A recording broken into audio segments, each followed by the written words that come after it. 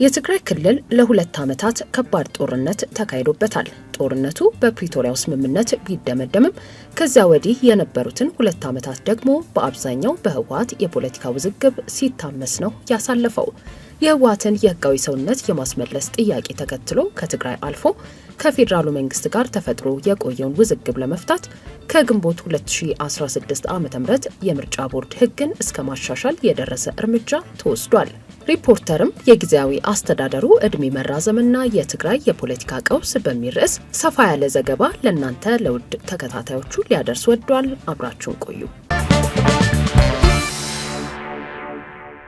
በተሻሻለው አዋጅ ቁጥር 1332/2016 መሰረት ኃይልን በመጠቀም በአመጽ ተግባር ሲንቀሳቀሱ የቆዩ የፖለቲካ ቡድኖች በልዩ ሁኔታ በፓርቲነት እንዲመዘገቡ ተፈቅዷል የሚል ድንጋጌ በመካተቱ ህወሓት ነሐሴ 3 ቀን 2016 ዓ.ም በምርጫ ቦርድ በልዩ ሁኔታ ለመመዝገብ መቻሉ ይፋ ሆኖ ነበር። ይሁን እንጂ ይህ የህግ ማሻሻያ ያመጣው ውጤት ግን የትግራይን ችግር ጨርሶ ሊቀርፈው አልቻለም።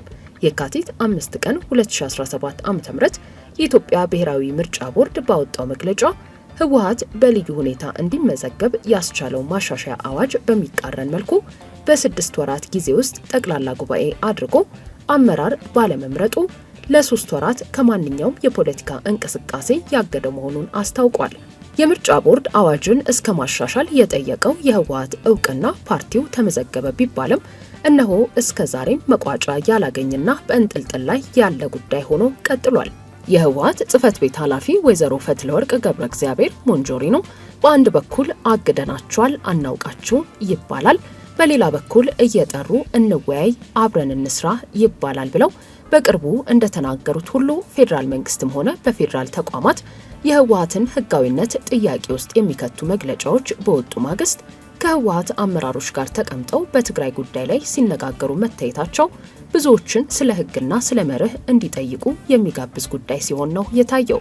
ከሰሞኑ የጊዜያዊ አስተዳደሩን ፕሬዝዳንት አቶ ጌታቸው ረዳን ለመተካት ለ3 ወራት ምርጫ ቦርድ ከፖለቲካ እንቅስቃሴ ካገደው ህወሓት አመራሮች ጋር የፌዴራሉ መንግስት ተገናኝቶ እየመከረ ነው የሚል መረጃ እየወጣ ነው። ጠቅላይ ሚኒስትር አብይ አህመድ የትግራይ ህዝብ መሪውን በኢሜይል እንዲመርጥ ግብዣ አቀረቡ የሚለው ጉዳይ ብዙ አይነት የህግ ክርክር ሲሰማበት ቢቆይም በሂደት ግን ሌተናል ጀነራል ታደሰ ወረደ እንዲሆኑ በህወሓትና በፌዴራሉ መንግስት መካከል ስምምነት ተፈጠረ የሚለው መረጃ ገዝፎ ወጥቷል። ከህወሓት እውቅና በመለስ የጊዜያዊ አስተዳደሩን የቆይታ ጊዜ የተመለከተው ውዝግብም ቢሆን በሂደት አዋጅ ወደ ማሻሻል እንዲገባ ያስገድዳል ደደ ጉዳይ ሲሆን ነው የታየው። ጊዜያዊ አስተዳደሩ የ2 ዓመታት ቆይታውን በማገባደዱና በህጉ ማለትም የፌዴራል መንግስት በክልል ጣልቃ የሚገባበትን ስርዓት ለመደንገግ በወጣው አዋጅ ቁጥር 359/2003 መሰረት የጊዜ ገደቡ በመጠናቀቁ ይህም አዋጅ ከሰሞኑ እንዲሻሻል ተደርጓል።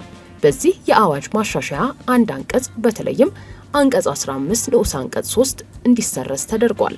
በዚህ ንዑስ አንቀጽ የጊዜያዊ አስተዳደሩ በክልሉ የሚቆየው ከ2 ዓመት ላልበለጠ ጊዜ ነው ተብሎ የተደነገገው ተጨማሪ 5 ንዑስ አንቀጾች ታክለው እንዲተካ መደረጉ ከረቂቅ አዋጁና ረቂቁን ለማብራራት ከቀረበው መግለጫ መረዳት ተችሏል። ይህ አንድ ንዑስ አንቀጽን በ5 ንዑስ አንቀጾች በመለወጥ የቀረበውና በሁለት ድምፀ ተአቅቦ በአብላጫ ድምፅ የጸደቀው የጊዜያዊ አስተዳደር ጊዜ ማራዘም ጉዳይን በቀጥታ የተመለከተው የህግ ማሻሻያ ለትግራይ አሁናዊ ችግር ዘላቂ መፍትሄ ይዞ ይመጣል ወይ የሚለው ጉዳይ ግን ብዙ እያነጋገረ ይገኛል። ጊዜያዊ አስተዳደሩ እዚያ አጣብቂኝ ውስጥ እንዲገኝ ምን አደረገው ከሚለው ጉዳይ ጀምሮ የፌዴራል መንግስቱም ሆነ የፌዴሬሽን ምክር ቤት ጊዜያዊ አስተዳደሩ የተሰጠውን ተልዕኮ በአግባቡ ተወጥቶ የቆይታ ጊዜውን እንዲያገባድድ ምን አስቻይ ሁኔታዎች አመቻቹ የሚሉ ጉዳዮች ጥያቄ እየተነሳባቸው ነው። ለጊዜያዊ አስተዳደሩ የጊዜ ገደቡ የተራዘመው አስተዳደሩ በተሰጠው የጊዜ ገደብ ውጤታማ ስራ ሰርቶ እንዳልሆነ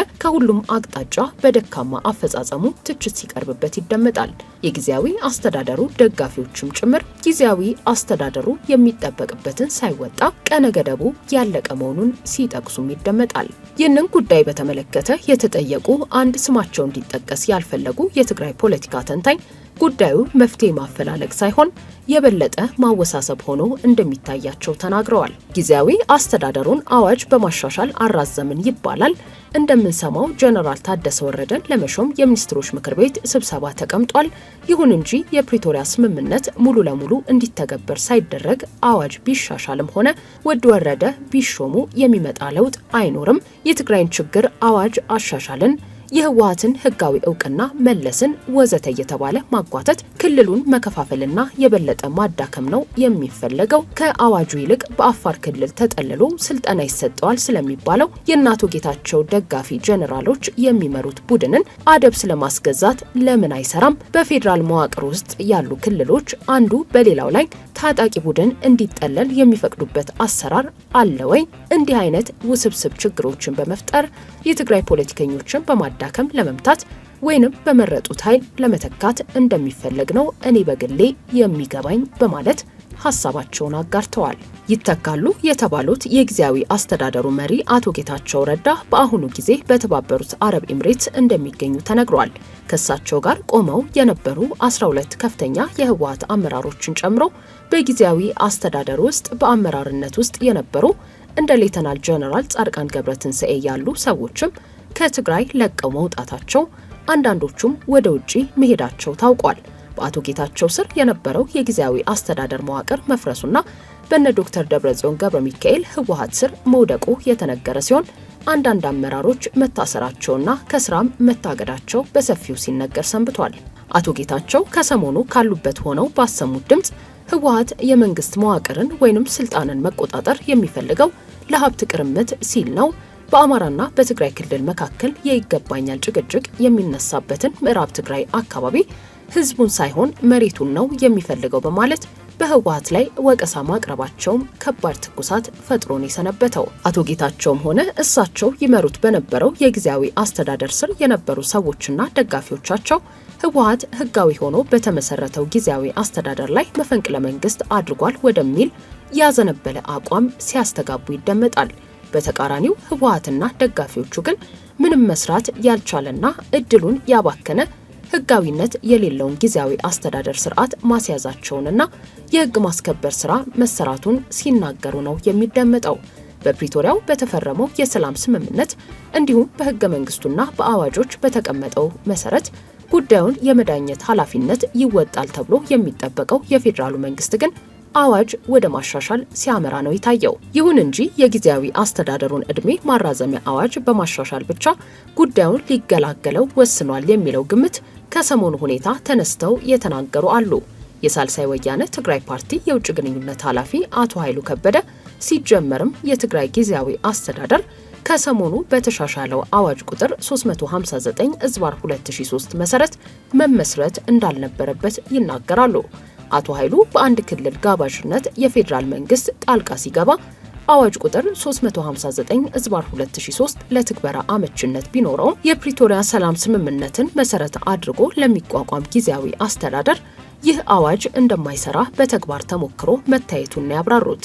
አሁንም ቢሆን አዋጅ ከማሻሻልና ጊዜያዊ አስተዳደሩን ለአንድ ወገን እንደፈለገ ያድርገው ብሎ ጠቅልሎ ከመስጠት በትግራይ ሁሉን አቀፍ የሆነ ብሔራዊ ምክር ቤት እንዲመሰረት ማድረግና ከዚህ ምክር ቤት የተውጣጣ ጊዜያዊ መንግስት በመመስረት እስከ ቀጣዩ ምርጫ የፕሪቶሪያን ስምምነት እንዲያስፈጽም ማድረግ ለትግራይ እንደሚበጅ ሞግተዋል። አሁን ባለው ሁኔታ የአቶ ጌታቸው ቦታ የተቆጣጠረው ህወሓት የፕሪቶሪያ ሰላም ስምምነት ተፈራራሚና ባለቤት እሱ መሆኑን የትግራይን ጊዜያዊ አስተዳደርም ሆነ የፕሪቶሪያን ሰላም ስምምነት የማስተግበር ታሪካዊ ኃላፊነት ያለበት እንደሆነ ደምድሞ ሲናገር ይደመጣል። ይህ የህወሓት አቋም ደግሞ በጊዜያዊ መንግስቱና በደጋፊዎቻቸው እንደ መፈንቅለ መንግስት እየተቆጠረ ሲሆን በትግራይ ተጨማሪ የፖለቲካ መከፋፈልና ቀውስ እንዲፈጠር የሚጋብዝ መሆኑን ሲያሳስቡ ይደመጣል። የትግራይ ክልልን በተመለከተ ኢትዮጵያ ኤንድ ኤርትራ ስላይድ ክሎዘር ቱ ዋር አሚድ ትግራይ አፕሂቫል በሚል ርዕስ ክራይሲስ ግሩፕ ይዞት በወጣው ሰሞነኛ ሀተታ ሁኔታው ከፍ ወዳለ ቀጠናዊ ቀውስ ሊያድግ የሚችልበትን እድል ለማመልከት ይሞክራል። በደንብ የሰለጠነና በጦርነት የተፈተነ በርካታ ሰራዊት ያለውን የትግራይ ክልልን የኢትዮጵያም ሆነ የኤርትራ መንግስታት የፖለቲካ ሚዛን ማስጠበቂያቸው አድርገው ይመለከቱታል። የኤርትራ መንግስት ከትግራይ አመራሮች ጋር ግንባር ፈጥሮ የባህር በር ጥያቄ አንስቶና የተዳፈነውን የአሰብ ወደብ ጉዳይ ቆስቁሶ ውጥረት የፈጠረበትን የኢትዮጵያ መንግስት ለመውጋት ይፈልጋል። በዚሁ ልክ ግን የኢትዮጵያ መንግስትም የትግራይ ፖለቲካ ኃይሎችንና የትግራይ ጦርን ከጎኑ አሰልፎ ቀጠናውን እያመሰ ነው ሲል የሚከሰውን የሻዕቢያ መንግስት ከነአካቴው ለመደምሰስ ፍላጎቱ እንዳለው ይታያል በማለት ነው የክራይሲስ ግሩፕ ሪፖርት ያተተው።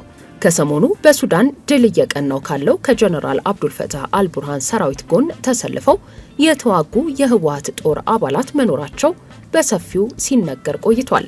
የትግራይ ጦርነት ሲቀሰቀስ ወደ ሱዳን ገብቶ በጥገኝነት የቆየ የህወሓት ጦር ነው የተባለ ታጣቂ ከአልቡርሃን ጎን ቆሞ እየተዋጋና እያገዘ ነው የሚል ክስ ቀርቦበታል። ይህን መሰል ሪፖርት በሚወጣበት በዚህ ወቅት ደግሞ በኢትዮጵያም ትጥቅ ያልፈታ ጦሩንና የትግራይ ጊዜያዊ መንግስት መዋቅሩን በእጁ ይዞ የሚገኘው የህወሓት ኃይልን ከጎናቸው አሰልፈው ለመዋጋት ፍላጎት ያላቸው መንግስታትና የፖለቲካ ኃይሎች ተበራክተዋል መባሉ የትግራይን ጉዳይ የበለጠ አሳሳቢ እንደሚያደርገው በስጋት የሚገልጹ በዝተዋል።